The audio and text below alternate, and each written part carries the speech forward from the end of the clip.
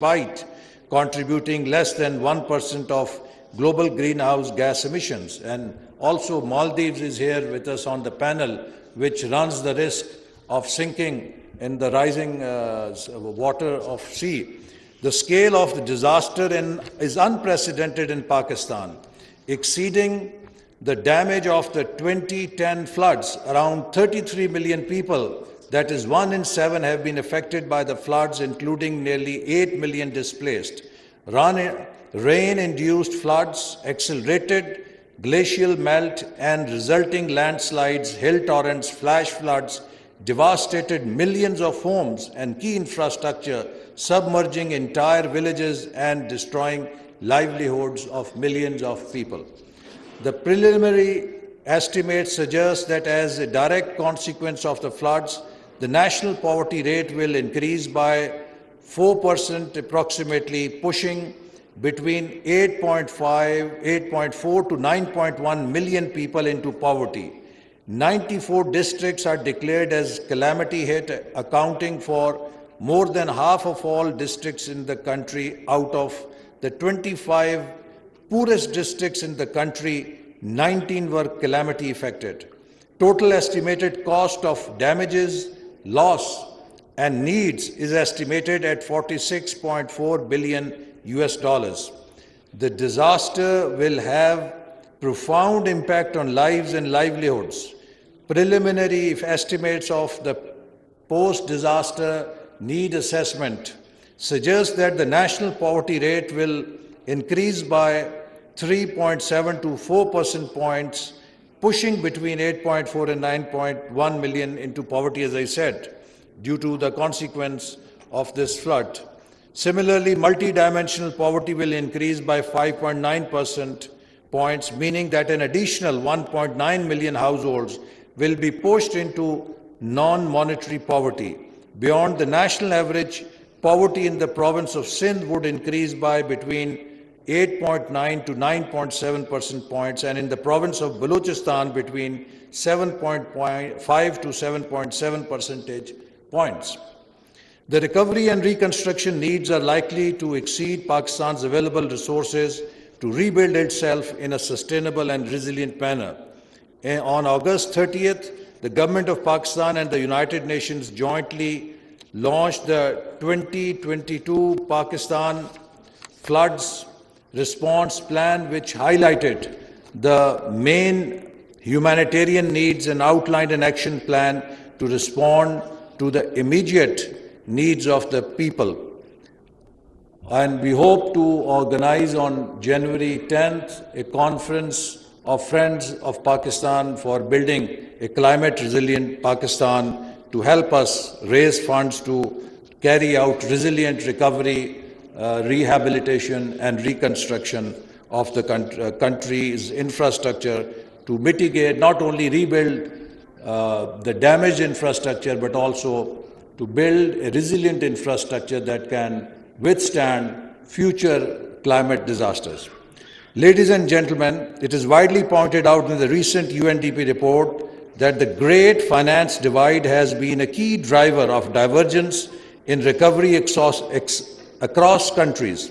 With additional millions of people in poverty due to COVID, the divergence caused severe setback to SDGs implementation in many countries.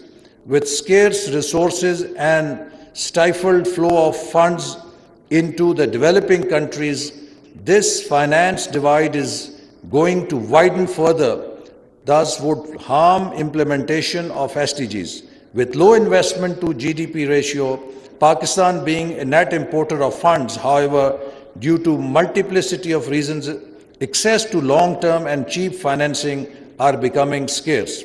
Pakistan offers multi-billion-dollar investment opportunities in sectors aligned with the SDGs, the sectors ranging from transport and logistics, renewables and alternative energy, healthcare, education and technology and communication and finance.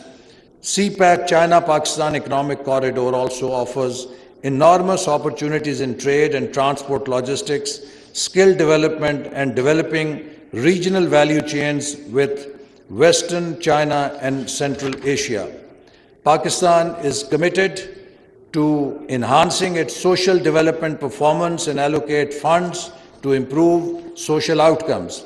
It has also proposed that a $1 billion SDG financing pilot program to demonstrate sustainable and innovative partnerships for shared prosperity, stability, and development in order to achieve the promise of Agenda 2030. Ladies and gentlemen, there is no denying the fact that the climate change, pandemics, and geopolitics have caused uptick in economic risks in the form of plummeting output, supply disruptions, and other climate change-related factors such as drought, floods, and extreme heat caused crop yield to fall and world commodity prices to shoot up. In this context, the regional platforms such as Consortium of South-Southwest Asian countries require collective wisdom and efforts. The cross-country externalities impacting developing nations need to be addressed with collective efforts, with major role and contributions by the developing countries.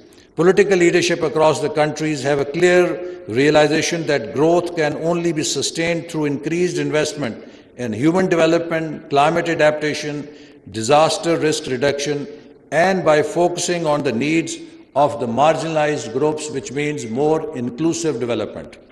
The development surprise for low-income and developing countries could not be optimally materialized without integration of economic, social, and environmental dimensions to attain enhanced human development across countries. A distinct SDG fund for Southwest Asia in line with SAARC Development Fund may be set up to fill financing gap for SDGs. Public-private partnerships and co-financing arrangements with other financial institutions within the region could be other avenue which should be explored to generate funds for investment. Efforts should be made for regional development finance frameworks promoting blended finance, debt swaps for climate action to mobilize financing for SDGs. The dedicated fund for loss and damage announced by COP27 will address losses and damages in developing countries. The consensus decision taken in this effect in Sharm el-Sheikh is a momentous achievement, especially for the Group of 77 and China. And we need to demand such fund for previous 30 years' losses as well. For mitigating climate change related risks, the sub-regional cooperation with respect to early warning systems with assistance of all relevant organizations to help save lives by providing time early warnings with respect to floods, cyclones should be encouraged and endorsed as well. The World Economic Forum emphasized on fourth industrial revolution as more than just technology-driven change. It is an opportunity to help everyone from all income groups and countries to harness converging technologies to create an inclusive, people-centered future and to find ways to enable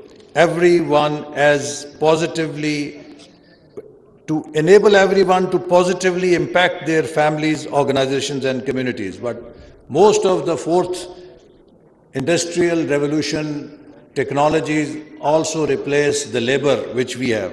With the COVID-19 pandemic crisis repercussions hitting all the economies with no exceptions, the importance of the use of technology increased and almost all types of work become of more significance like never before. It has brought the good news for you is that this is the last page. Never before, it has brought the adoption of technological solutions to unprecedented levels and emphasized the critical importance of digital literacy. Therefore, businesses have to prioritize investing in Industry 4.0 that have a positive societal and sustainability impact and to find out balance between profit and purpose and therefore to focus on societal issues including SDGs. Sustainability, expanding horizons of human capabilities and human development should be seriously considered by governments, businesses, individuals, and society as a whole. With concerted efforts and collective wisdom only, we would be able to defeat the effects of the future complexities and uncertainties.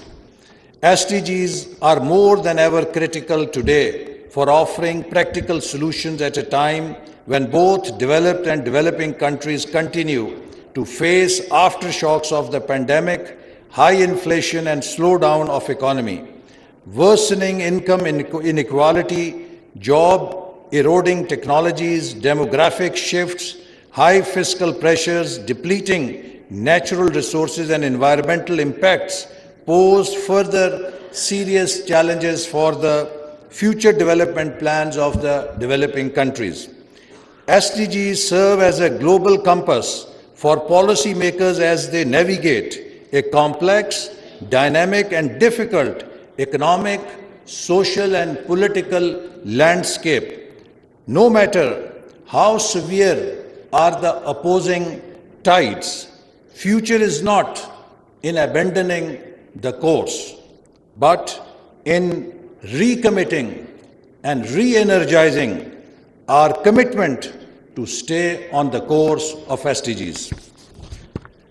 With these words, once again, I welcome all the international delegates and inaugurate the 6th South-Southwest SDGs Forum. I hope we will have significant takeaways from the conference, and I also hope that the recommendations will be practical, doable, because in one of the studies, it was found that a Sikh organization or a Sikh system is one which has a huge knowing-doing gap.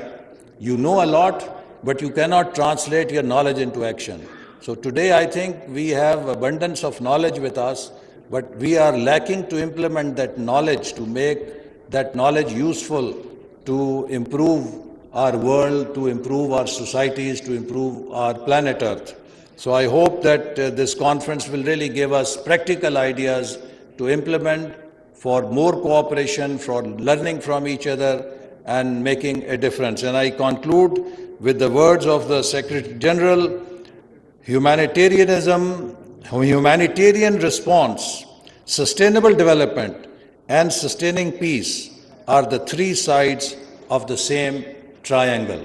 There is no choice. We have to pursue all the three. Thank you very much. वफाकी वज़ीर मनसूबाबंदी अहसन इकबाल इस्लामाबाद में तकरीब से खिताब कर रहे थे। उन्होंने